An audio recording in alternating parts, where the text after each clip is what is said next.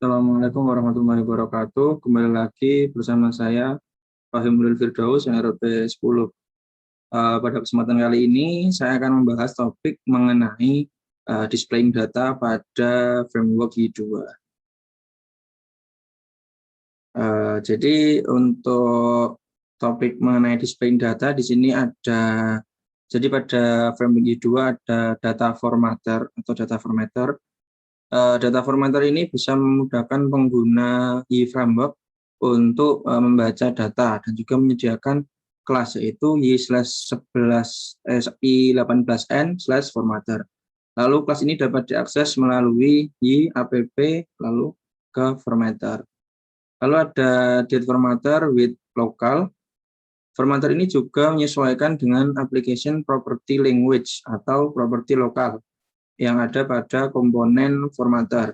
Misalnya untuk format tanggal, lalu nama hari, bulan akan disesuaikan dengan bahasa yang dipilih. Syaratnya hanya menggunakan bahasa extension INTL, harus aktif. Kemudian di sini ada contoh konfigurasi untuk formatter. Bisa dilihat untuk contoh codingannya seperti ini. Lalu di sini ada cara untuk memformat tanggal dan waktu. Nah, kelas formatter ini memiliki beberapa metode yang berbeda untuk memformat nilai pada tanggal dan waktu. Nah, contohnya seperti ini, ada date untuk tampilan tanggal, contoh Januari 01,2016. Lalu untuk time, contohnya ada 14.23. Lalu untuk datetime seperti ini, dan seterusnya. Nah, format dari date, time, kemudian datetime ini dapat diatur secara global melalui komponen yang ada pada formatter tadi, melalui properti ini, yaitu ada date format, time format, dan juga pada datetime format. Selanjutnya di sini mengenai format angka. Jadi untuk memformat angka, kelas formatter juga menyediakan beberapa metode seperti integer, desimal, persen, scientific, currency, dan juga size dan short size, seperti itu.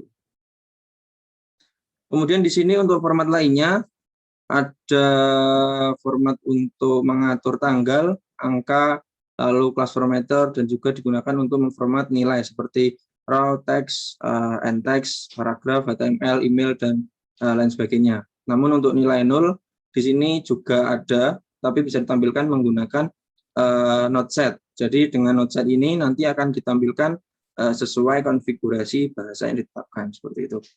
Nah, kita juga bisa mengonfigurasi properti null display untuk mengatur custom placeholder seperti itu. Kemudian selanjutnya di sini ada pagination. Nah, ketika terdapat banyak data yang ingin ditampilkan, biasanya pada model tampilan produk atau data suatu tampilan data seperti itu, tampilan data akan ditampilkan dalam beberapa halaman, atau di sini membutuhkan pagination atau sistem page atau halaman. Nah, di sini bisa diatur melalui /data/pagination. Nah, kemudian ada properti total count. Di sini harus diisi dengan jumlah data keseluruhan. Biasanya di sini akan melakukan query untuk menghitung jumlah data yang ada pada database. Nah, contoh penggunaannya bisa dilihat di kode di samping ini. Ada query, pages, lalu ditampung dalam sebuah model, baru return dari model itu. Seperti itu. Kemudian di sini ada sorting. Jadi di Y2 juga menyediakan sebuah metode sorting melalui y/data/sort untuk menangani proses sorting pada sebuah objek atau data. Contohnya seperti pada code di samping ini. Nah, kemudian jika kita menggunakan data provider dan kemudian ada salah satunya ada dari data widget, maka sorting bisa secara otomatis digunakan atau sortingnya akan secara otomatis aktif. Kemudian di sini ada data provider. Jadi data provider ini merupakan sebuah abstraksi data dari sebuah database dengan pengolahan pagination atau sorting. Jadi menggunakan data provider ini kita bisa mengolah data menggunakan pengolahan pagination dan juga sorting. Nah, data provider ini digunakan untuk grids, list, dan juga data widget, beberapa data widget yang lain. Untuk Y sendiri menyediakan 3 macam data provider, yaitu ada active data provider, array data provider dan juga ada SQL data provider, tergantung data apa yang akan ditangani, seperti itu. Nah, ini adalah active data provider, digunakan untuk menyediakan data untuk melakukan query melalui IDB/active query. Lalu untuk SQL data provider di sini digunakan untuk menyediakan data menggunakan sebuah script SQL dasar atau SQL standar. Kemudian di sini ada data widget.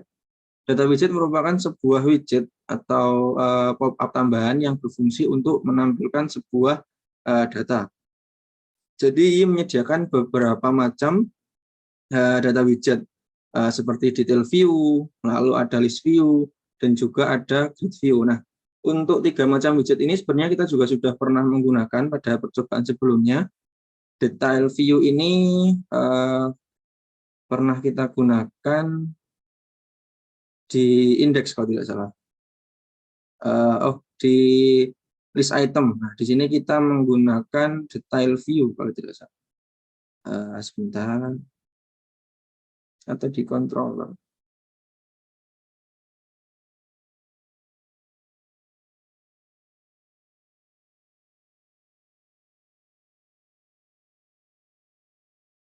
Gimana ya? Ada pada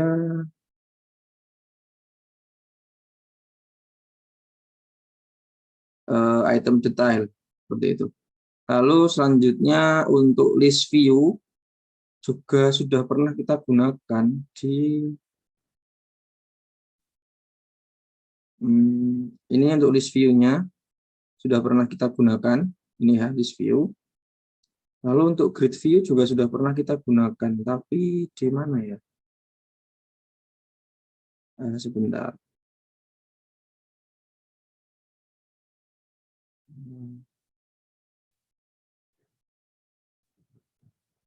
Kita coba cari. Grid view belum pernah. Oh, di backend.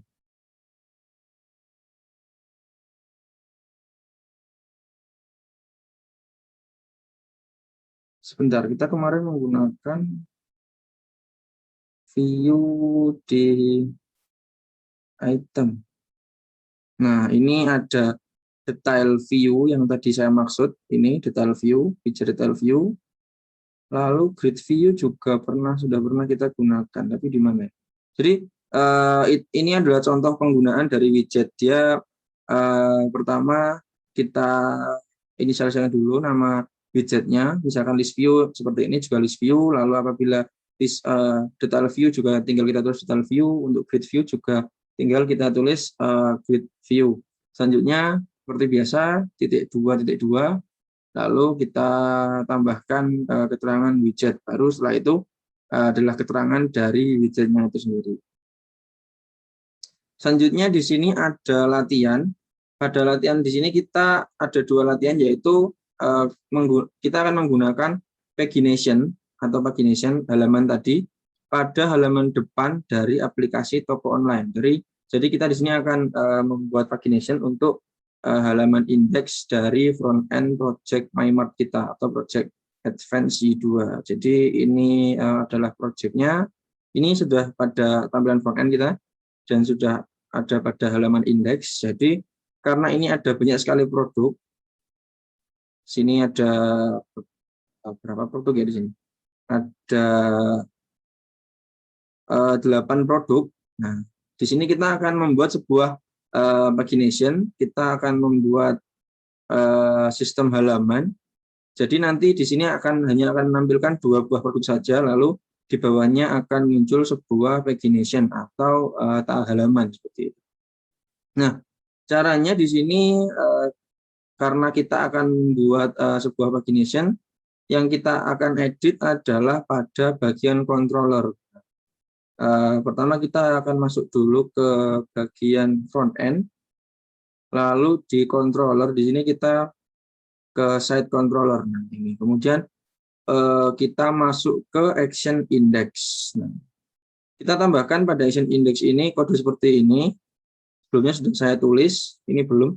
Jadi kita ada variabel query yang isinya dia mencari semua data yang ada pada item. Kemudian ada variable count yang di sini fungsinya adalah untuk menghitung jumlah dari query tadi.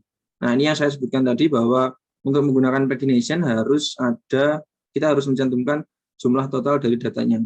Di sini adalah fungsi dari count itu sendiri. Kemudian kita di sini baru mengaktifkan pagination, lalu default page size di sini adalah jumlah yang ingin kita tampilkan pada halaman kita. Karena tadi saya akan menampilkan 2 buah produk pada satu halaman, maka di sini saya mengisikan nilai 2. Lalu model di sini dia akan menampung hasil query tadi, hasil perhitungan data tadi, lalu akan menggunakan limitasi dari pagination limit atau 2 ini, seperti itu. Lalu returnnya dia akan menampilkan indeks. Jadi nah, yang akan ditampilkan nanti hanya ada 2 buah produk seperti itu. Tapi di sini baru di controller. Selanjutnya kita juga harus mengedit pada tampilan view-nya, yaitu pada tampilan indeks. Di indeks ini kita akan menambahkan sebuah kode. Di sini sudah saya tuliskan, tinggal kita copy. Ini di sini tujuannya adalah kita akan membuat sebentar, yang ini kode yang sebelumnya kita komen saja. Nah, kita di sini membuat sebuah perulangan untuk menambahkan atau menampilkan model yang sudah dapat sebelumnya dari list item seperti itu. Kemudian kita di sini menggunakan link pager. Di sini link pager merupakan sebuah widget yang akan memanggil pagination yang sudah kita setting sebelumnya seperti itu. Jadi seharusnya nanti akan muncul sebuah halaman atau pagination pada halaman indeks front end kita. Kita coba di sini sudah seperti ini, lalu kita refresh. Kita continue saja. Nah, jadi tampilannya akan berubah seperti ini. Yang ditampilkan hanya akan ada 2 buah produk sesuai settingan atau konfigurasi pada pagination kita. Lalu di bawahnya akan muncul halaman seperti itu. Nah, ini ada pilihan halamannya. Nah, jadi untuk latihan yang pertama kita berhasil menggunakan sebuah pagination untuk halaman depan atau halaman indeks dari aplikasi MyMart kita.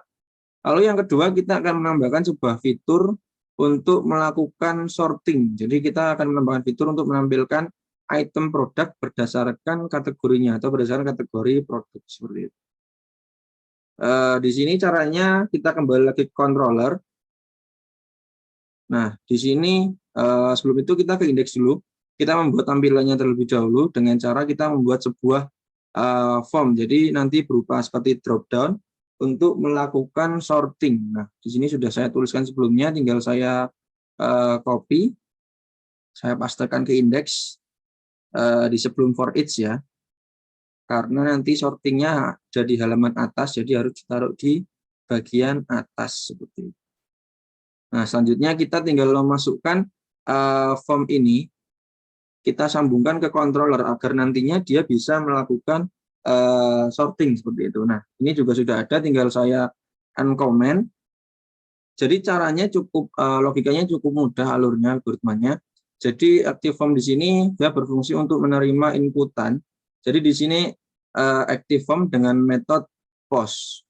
Dia akan mengirimkan sebuah fungsi post yang bertujuan untuk masukkan data kategori produk seperti itu. Nah, ini name-nya kategori seperti itu. Nah, kemudian value-nya sendiri berupa ID dari kategori. Nah, nanti di sini dia akan mengambil data kategori yang kita inginkan. Lalu di sini pada bagian controller dia akan ada sebuah kondisi di mana apabila metode post-nya berisi sebuah kategori dan metode post tadi yang berisi kategori tidak kosong dan jumlahnya tidak 0, maka dia akan mengganti yang awalnya query-nya hanya berupa seluruh data pada item, di sini kita ganti menjadi data kategori, data semua yang ada pada item yang memiliki ID kategori sesuai yang sudah kita masukkan pada formnya, yaitu di sini. yang masuk pada fungsi POS, pada API POS. Di sini setelah kita masukkan, seharusnya nanti akan muncul sebuah tampilan. Di sini coba kita refresh. Nah, akan muncul sebuah form baru, active form yang di sini berupa drop down yang berisikan semua data kategori produk yang ada pada item kita. Di sini misalkan kita memilih monitor, maka ketika kita klik tombol filter, maka otomatis yang akan ditampilkan hanya produk yang termasuk pada kategori monitor. Seperti ini, kategori monitor, tapi tidak ada lagi pagination, karena di sini dengan sorting kita menampilkan semua produk yang memiliki kategori produk yang sama. Dan di sini kita memilih keyboard, maka ketika kita filter, dia juga menampilkan hanya keyboard. Lalu untuk misalkan mouse, berhasil, lalu untuk headphone, kita filter. Nah, di sini juga sudah berhasil menampilkan produk yang memiliki kategori headphone seperti itu. Jadi untuk latihan yang kedua, untuk menambahkan fitur sorting pada aplikasi MyMart kita juga sudah berhasil. Jadi pada kesempatan kali ini kita sudah berhasil menyelesaikan latihan pada topik Y2 kita kali ini, yaitu displaying data untuk menampilkan pagination dan juga melakukan fungsi sorting pada tampilan front end di bagian index seperti itu. Mungkin cukup dari saya untuk kesempatan kali ini. Bisa saya akhiri. Apabila ada salah kata saya mohon maaf. Saya akhiri. Wassalamualaikum warahmatullahi wabarakatuh.